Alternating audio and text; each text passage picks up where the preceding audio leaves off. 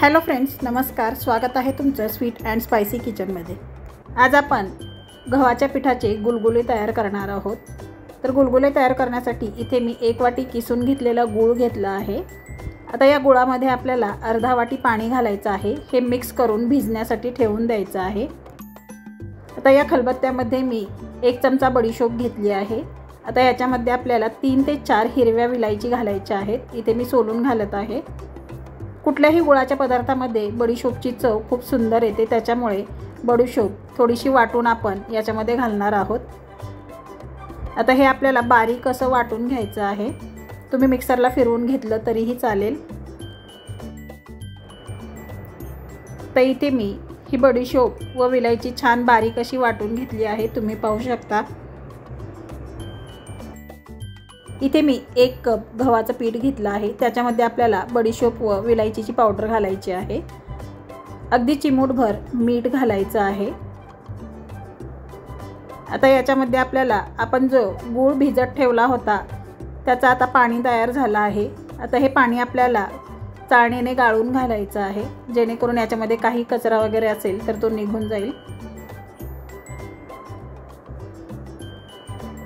आता हे आपल्याला व्यवस्थित मिक्स करायचं आहे. आता इथे आपण गूळ भिजत ठेवला होता, त्याच्यामुळे त्याच्यात पाणी होतं. जर आपल्याला गरज पडली तर आपण याच्यामध्ये आणखी थोडंसं पाणी वापरू शकतो. आता हे आपण छान एकजीव असं मिक्स करून घेतलेलं आहे.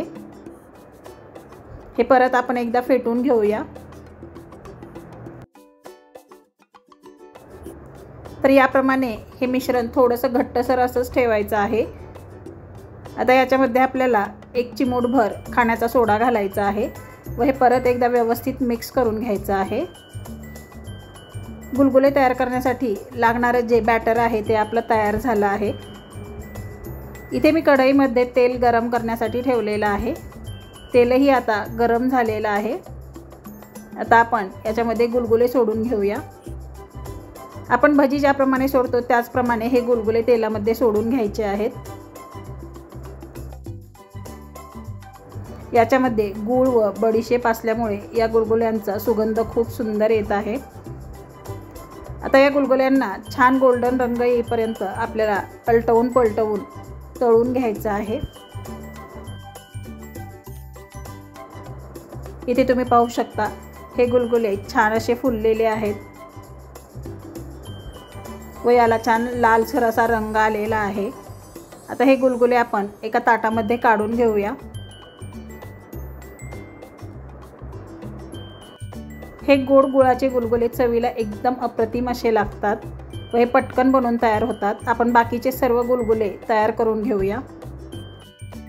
इथे मी सर्व गुलगुले तयार करून घेतले आहेत, तुम्ही पाहू शकता. हे एकदम सॉफ्ट असे बनवून तयार झाले आहेत व याला छान अशी जाळी पडलेली आहे. तर अशा प्रकारे आपली ही गव्हाच्या पिठाच्या गुलगुल्यांची रेसिपी बनवून तयार झाली आहे.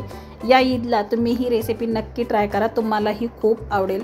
तुम्हाला आजची ही गुलगुल्यांची रेसिपी कशी वाटली हे कमेंट बॉक्समध्ये मला नक्की सांगा. तुम्ही जर माझ्या चॅनलला सबस्क्राईब केले नसेल तर सबस्क्राईब करा, लाईक आणि शेअर करा, तसेच बेल आयकॉन क्लिक करा. वेळात वेळ काढून तुम्ही माझी रेसिपी पाहिल्याबद्दल खूप खूप धन्यवाद.